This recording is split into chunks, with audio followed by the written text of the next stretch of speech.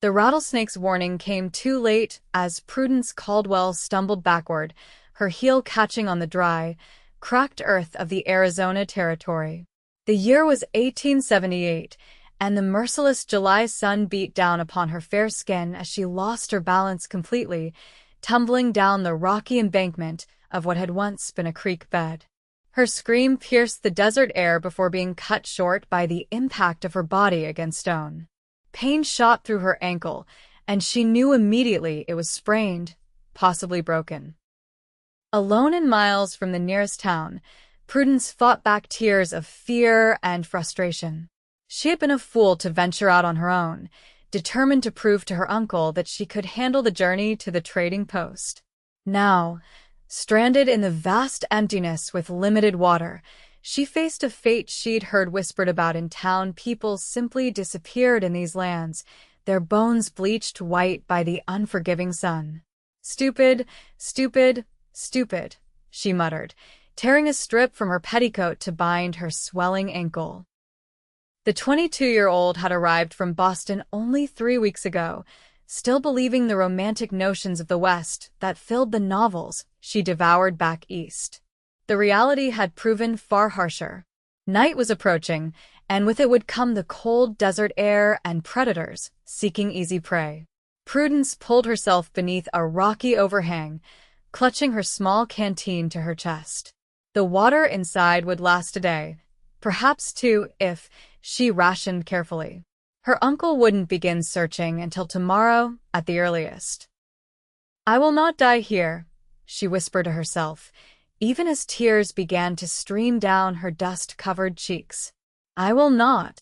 The night passed in fitful bursts of sleep, interrupted by distant coyote calls and the phantom sounds of approaching danger. By dawn, Prudence's throat was parched, her lips cracked despite her careful sips of water. She attempted to stand, but her ankle collapsed beneath her weight, sending fresh waves of agony up her leg. The second day crawled by with excruciating slowness. Prudence fashioned a rough walking stick from a piece of weathered wood, but made little progress. Each step was torture, and the terrain seemed designed to thwart her efforts. By midday, she'd moved perhaps half a mile, following what she hoped was the direction back to town. By the third morning, Prudence's situation had grown dire. Her water was nearly gone, her skin burned and blistered by the sun despite her efforts to stay shaded. Delirium began to set in as the heat intensified. She imagined voices carried on the wind, the distant sound of hoofbeats that never materialized. It was then, as the sun reached its zenith, that Prudence finally accepted the truth that had been building in her heart since she fell. She was lost forever. No one was coming. The West had claimed another victim, just as her aunt had warned before she'd left Boston. "Should have listened," she croaked, her voice barely audible even to her own ears. "Should have stayed home." The sound came so faintly at first that she dismissed it as another hallucination, the rhythmic pounding of hooves against hard earth. But it grew louder, more insistent, until she could no longer deny its reality. Mustering what little strength remained, Prudence dragged herself from beneath the scrubby mesquite that had provided meager shade, waving her arms weakly. "Here," she called, her voice breaking. "Please." "Here." The rider appeared like a mirage, shimmering in the heat waves rising from the desert floor. Tall and broad-shouldered atop a powerful chestnut stallion, he rode with the easy confidence of a man born to the saddle. As he drew closer, Prudence could make out a weathered face partially shaded by a wide-brimmed hat, intense eyes scanning the terrain until they locked onto her crumpled form. In moments, he was dismounting beside her, strong hands gentle as they supported her shoulders. His face, now visible beneath the brim of his hat, revealed a man perhaps 30 years of age, with lines at the corners of his eyes that spoke of long days beneath the sun. A scar ran along his jawline, old and faded. "Thought I might find someone out here," he said, his voice low and steady. "Saw buzzards circling yesterday, but they don't usually gather lest there's something worth their time. I fell, Prudence managed, gesturing weakly to her swollen ankle. 3 days ago. I thought I was lost forever. The man's eyes, a startling blue against his sun-darkened skin, softened as he uncorked his own canteen and held it to her parched lips. Not while I'm breathing, madam, he said with quiet conviction. No one gets lost forever on my watch. As water-blessed, cool water flowed down her throat, Prudence felt the first stirrings of hope. The stranger introduced himself as Bartholomew Young, though he went by Bart, a rancher whose property bordered these lands. My uncle, Prudence gasped between sips. Hugh Caldwell. His homestead. I know Hugh, Bart nodded, his expression grim. Been helping him search since yesterday. He's half mad with worry. Bart examined her ankle with careful fingers, his touch professional, yet somehow intimate in a way that brought color to Prudence's cheeks despite her exhausted state. Nasty sprain, he pronounced. But not broken, I don't think. Still, you won't be walking on it anytime soon. With practiced efficiency, he fashioned a more suitable wrap for her ankle, then gathered her into his arms as if she weighed nothing, lifting her onto his horse. The sudden proximity to this stranger, this savior, left Prudence breathless in a way that had nothing to do with her injuries. Hold tight, he instructed, mounting behind her and reaching around to take the reins. Hugh's place is a few hours' ride from here. Prudence found herself cradled against his chest, supported by strong arms as the horse set off at a gentle walk. Despite her ordeal, despite the pain that still radiated from her ankle, she felt safer than she had since arriving in this untamed territory. Thank you, she whispered, her voice still raw from thirst despite the water. I truly thought I would die out here. Bart's chest rumbled against her back as he replied, The desert takes many, Miss Caldwell. But not you. Not today.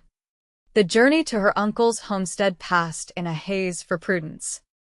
She drifted in and out of consciousness, aware only of the steady rhythm of the horse beneath her and the solid presence of the man who held her securely.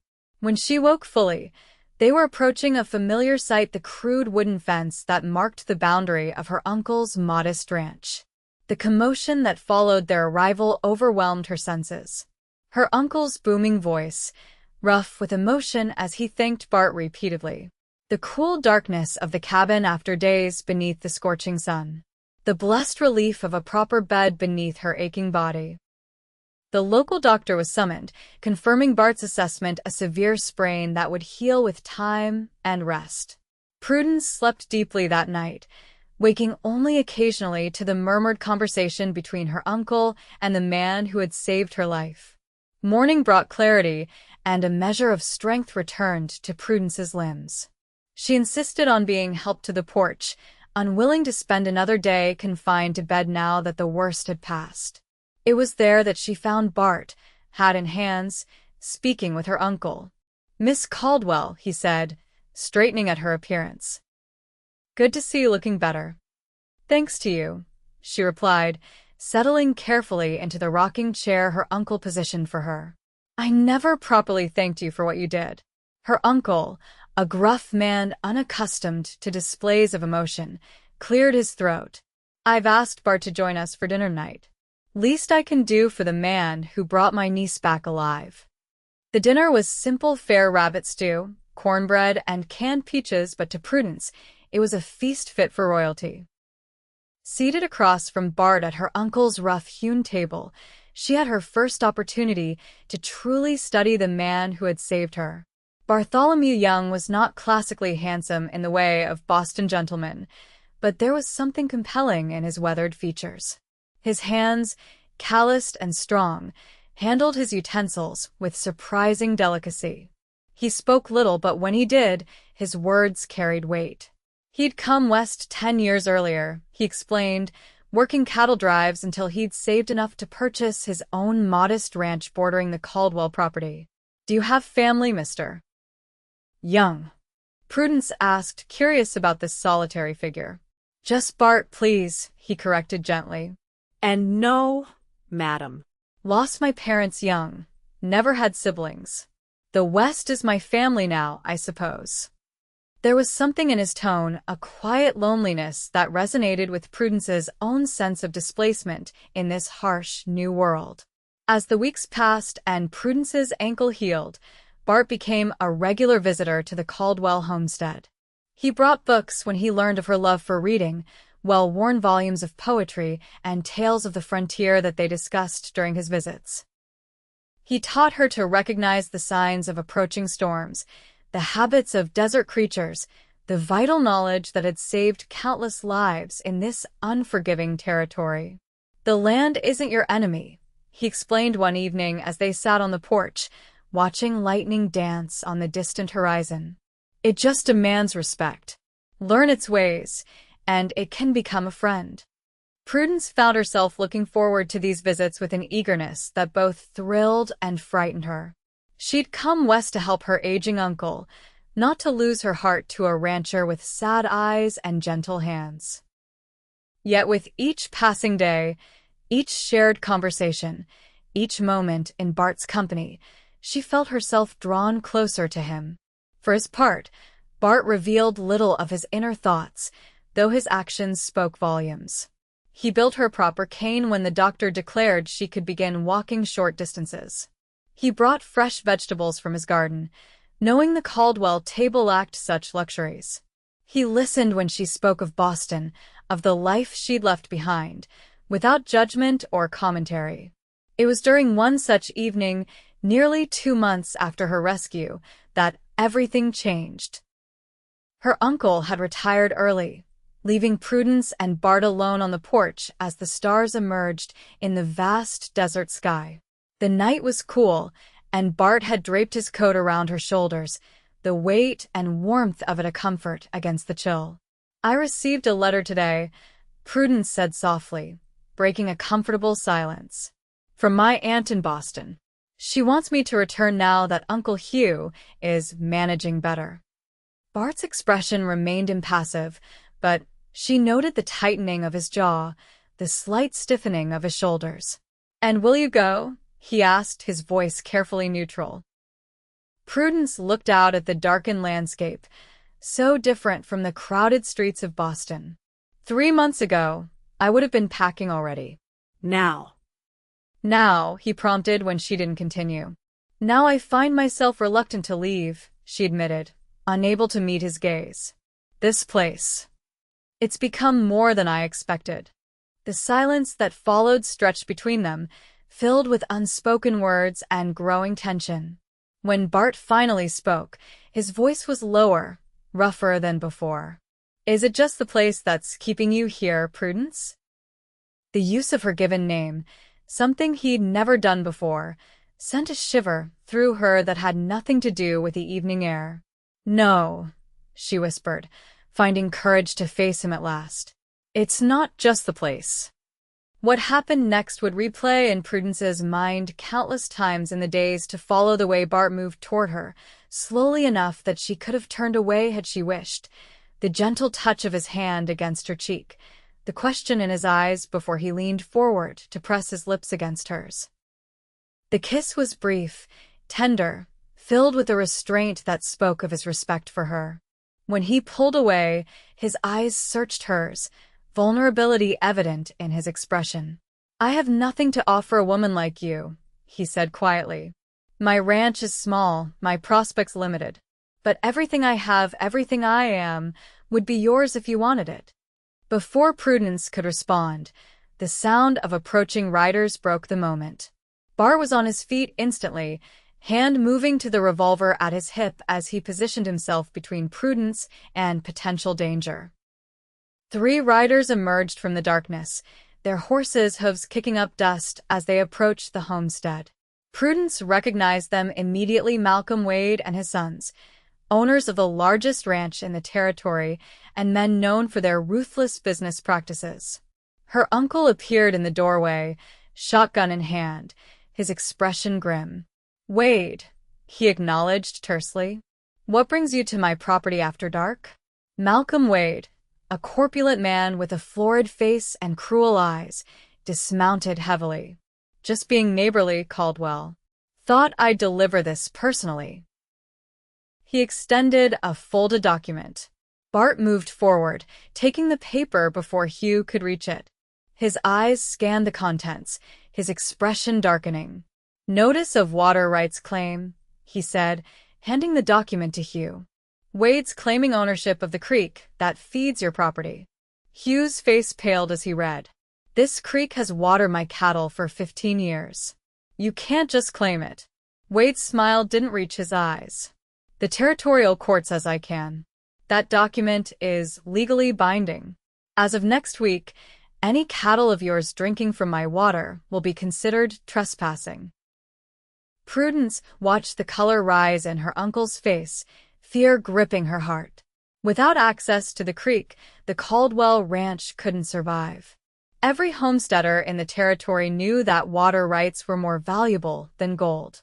"This is theft, Wade," Bart said quietly, his voice carrying a dangerous edge. "Legal theft, but theft nonetheless." Wade turned his attention to Bart, eyes narrowing. "Stay out of this, Young. This is between me and Caldwell." "When you threaten my neighbors, you make it my business," Bart replied, his stance shifting subtly. The tension crackled between them, and Prudence found herself holding her breath. Wade's sons had their hands hovering near their weapons, and she knew Bart was outnumbered. After a tense moment, Wade laughed, a harsh sound without humor. "Always the hero, aren't you, Young?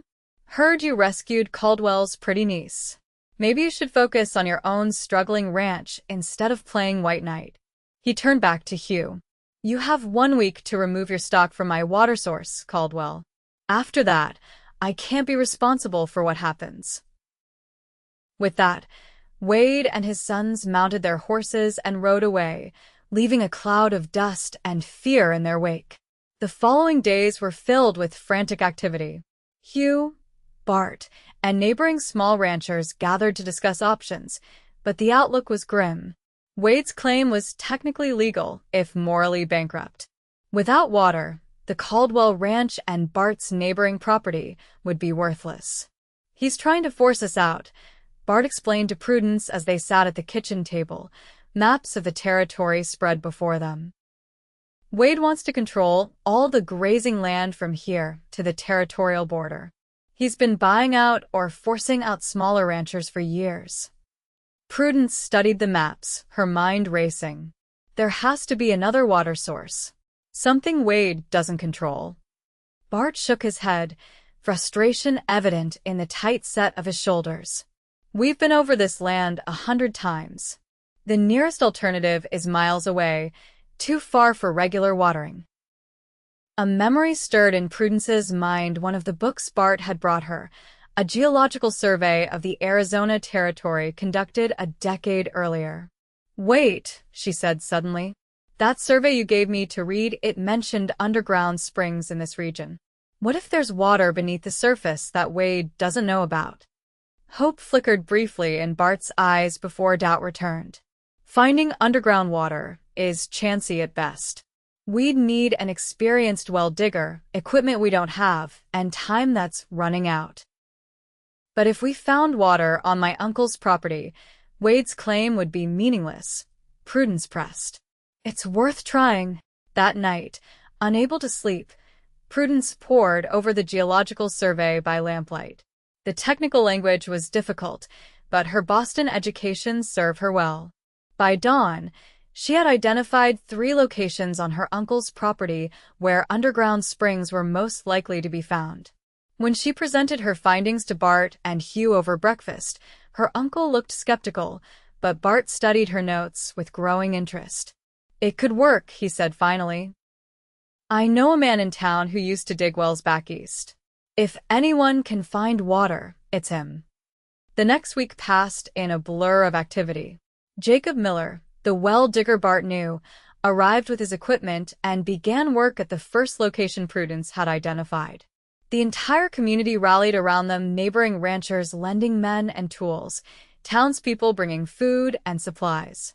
It became a race against time as Wade's deadline loomed ever closer.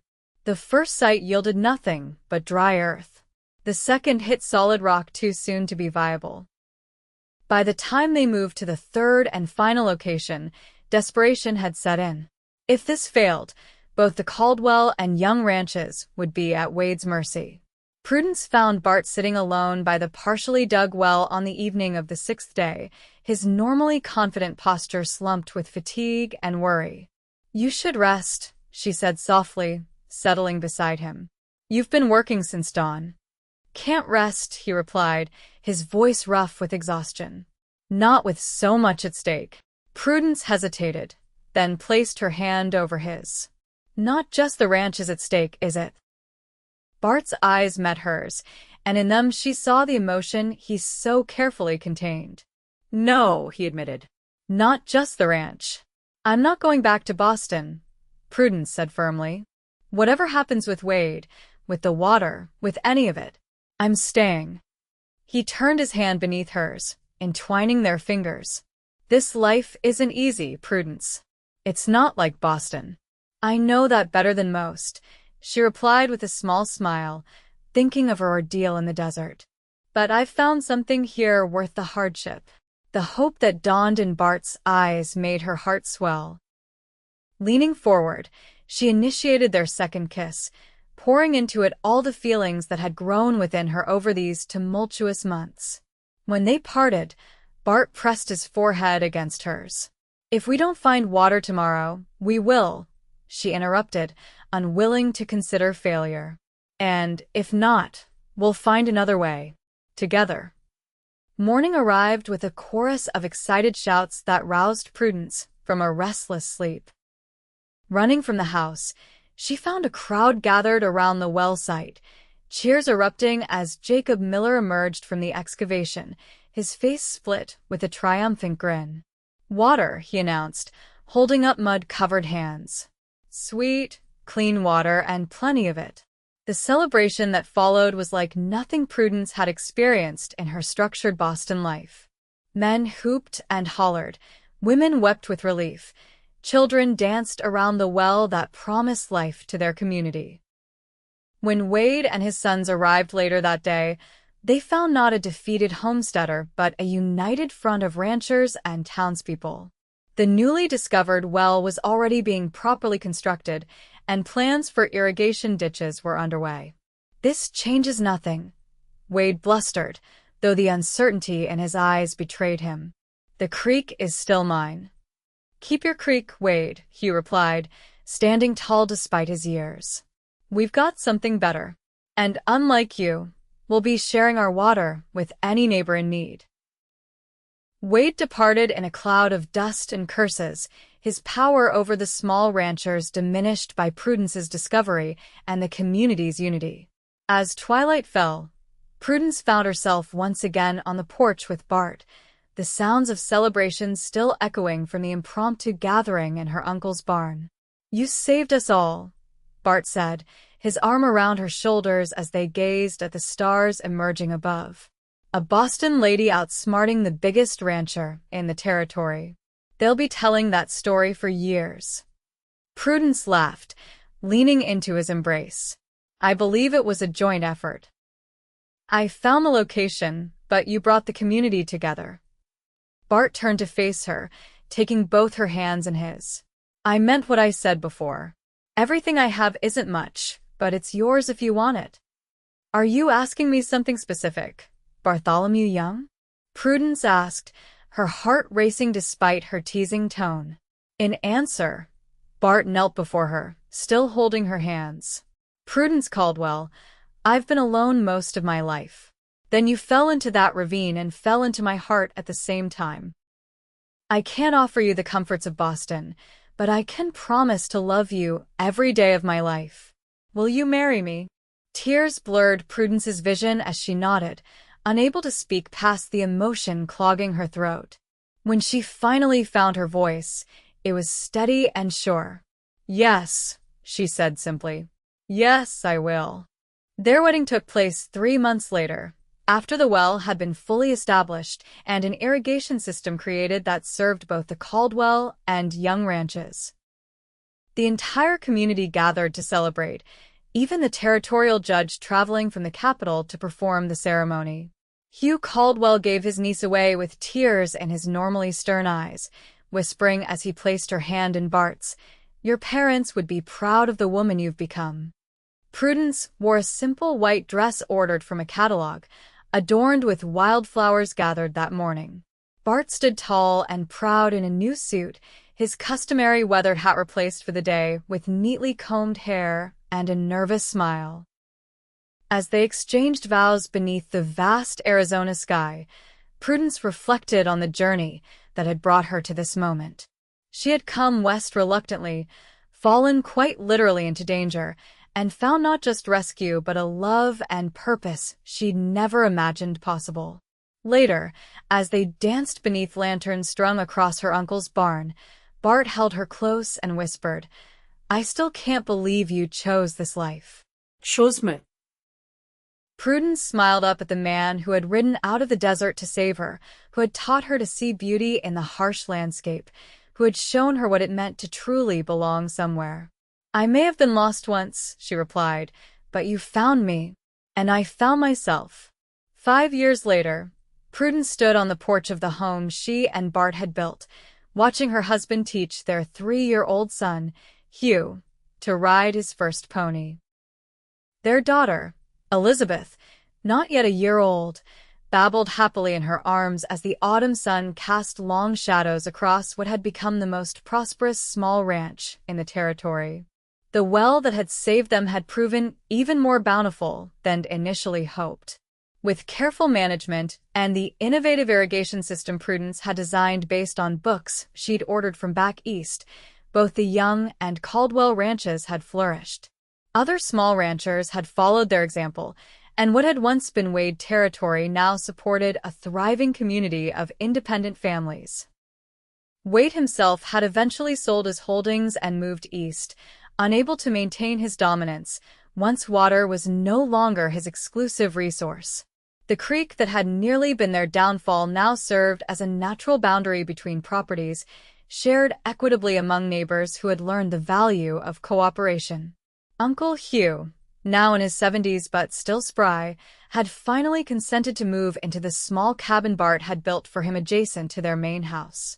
There he spoiled his grandniece and grandnephew shamelessly while maintaining enough independence to satisfy his pride. As Prudence watched Bart lift their laughing son onto his shoulders, she marveled at how completely her life had transformed. The refined Boston lady who had arrived in the Arizona territory expecting hardship and deprivation had indeed found those things, but also love, purpose, and a sense of belonging she'd never known in the drawing rooms of her youth. Bart looked up, catching her eye, and the smile he sent her still made her heart race after all these years. He said something to Hugh before setting the boy on his pony and striding toward the porch. "And how are my girls this fine afternoon?" he asked, climbing the steps to kiss his daughter's head and then his wife's lips. "Watching my handsome cowboys," Prudence replied, leaning into his embrace. "You're a natural teacher." "I had a good teacher myself," he said, his eyes warm with memory. "A certain stubborn Boston lady who wouldn't give up even when lost in the desert." Prudence laughed, shifting Elizabeth to her other hip. "I wasn't stubborn. I was desperate." "You were magnificent," Bart countered, his expression growing serious. "You still are. Every morning I wake up beside you, I thank whatever fate led me to ride that particular stretch of desert on that particular day." "Not fate," Prudence corrected gently. "You were looking for me. You saw the buzzards, remember?" Bart's fingers traced the line of her cheek, a tender gesture that had become as familiar as breathing. "I'd been looking for you my whole life, Prudence Young. I just didn't know it until I found you."